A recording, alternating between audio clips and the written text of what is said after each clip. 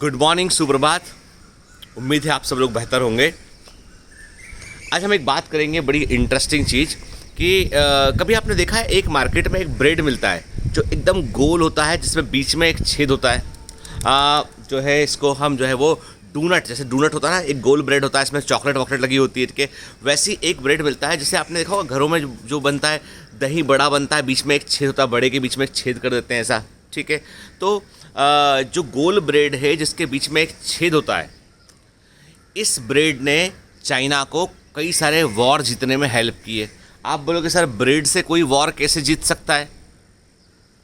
तो इसके पीछे की एक कहानी है, बड़ी इंटरेस्टिंग कहानी है। आप बोलोगे सर आपको ये सब कहानियाँ मालूम कहाँ चलती हैं?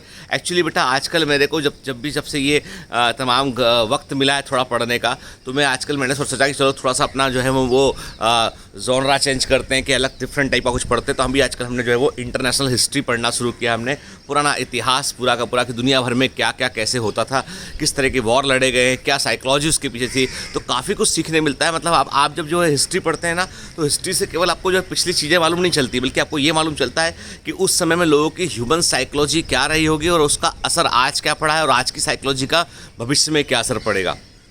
मानव मनोविज्ञान सबसे पावरफुल चीज़ है, ठीक है, और वही डिसाइड करता है कि आने वाला समाज हमारा किस तरह का होगा। और इतिहास हमको जो है बहुत सारी भूल बतलाता है, बहुत सारी हमको सीख देता है।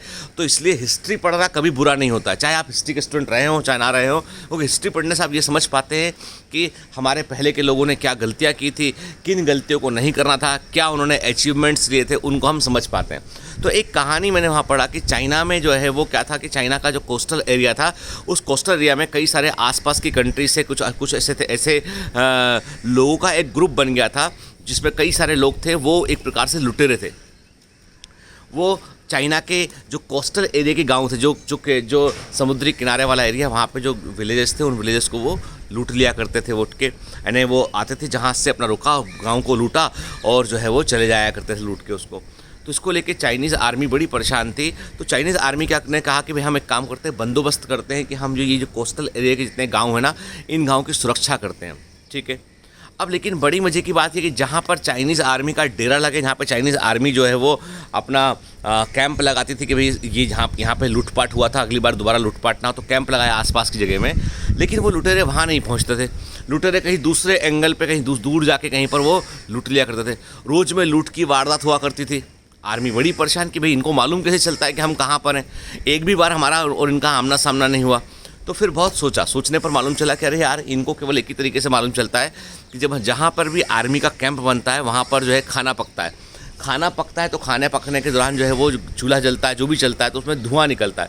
और उस धुएं को पहचान कर वो समझ जाते हैं कि यहाँ पर आर्मी का कैंप है और यहाँ पर आर्मी जो है रुकी हुई है, इसलिए इस तरफ नहीं जाना, हमको दूसरी तरफ लूटने चलते हैं, ठीक है। तो आर्मी ने फिर सोचा कि क्या तरीका है कि भाई इनको लुटेरों को पकड़ सकें। तो फिर किसी ने बताया कि भाई एक काम करो, है ना, कि ये जो खाना पकाने का आइडिया है इसको बंद कर दो। उन्होंने कहा भाई इतने लोग हैं हमारी आर्मी में, यदि खाना नहीं पकाएंगे तो खाना आएगा कहाँ से?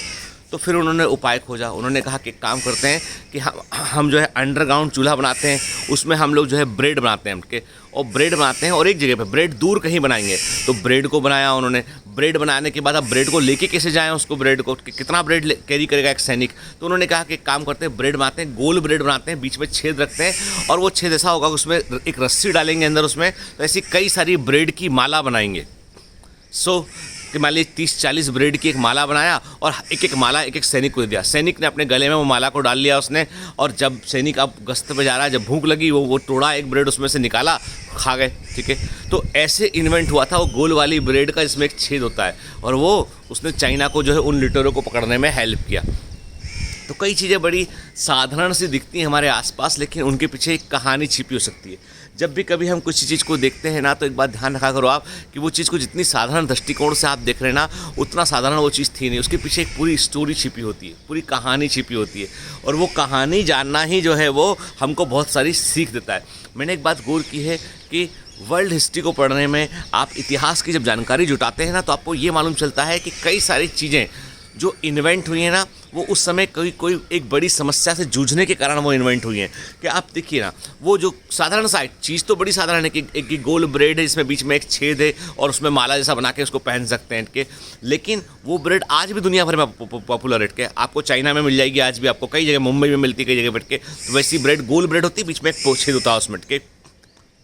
उसी को मॉडिफाई किया अमेरिका ने, डोनट के फॉर्म में बेचना शुरू किया।